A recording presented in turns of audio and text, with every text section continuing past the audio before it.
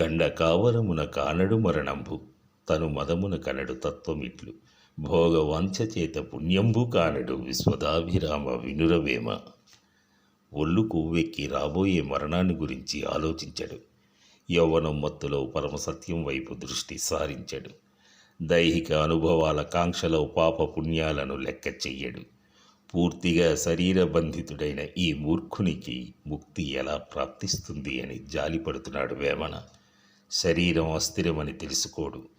యౌవన మదం, ధనమదం, అధికార మదం ముప్పిరిగొన్న అహంకారంతో మరణం ధ్యాసే రాదు.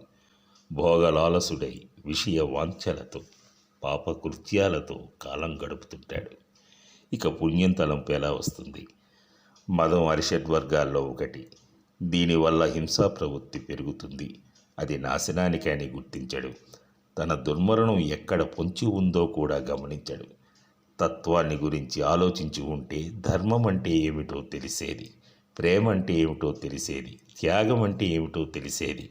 దుష్కృత్యాల వల్ల ఇహానికే కాదు పరానికీ దూరమవుతున్నాడు. కండ అంటే మాంసం, కండ కావరం అంటే తీవ్రమైన గర్వం అని అర్థం. కండ కొవ్వున కన్నుగానకున్నాడు అని లోక వాడుక. కండ కన్నులు అంటే దుర్మాంసం పెరిగిన నేత్రాలు.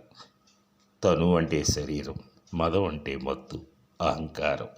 తనుమదం అంటే దేహానికి సంబంధించిన పొగరు. భోగం అంటే తిండి, మైథునం లాంటి సుఖాలు. భోగి అంటే అనుభవించేవాడు. సుఖించేవాడు తాను సుఖపడుతున్నాననుకుని ఇతరులను దుఃఖపెడతాడు కానీ అవి తనకే దుఃఖ హేతువులవుతాయని వేమన్న హెచ్చరిక. మానుకోవాలని హితబోధ. ఇది ఈ పద్య సారాంశం.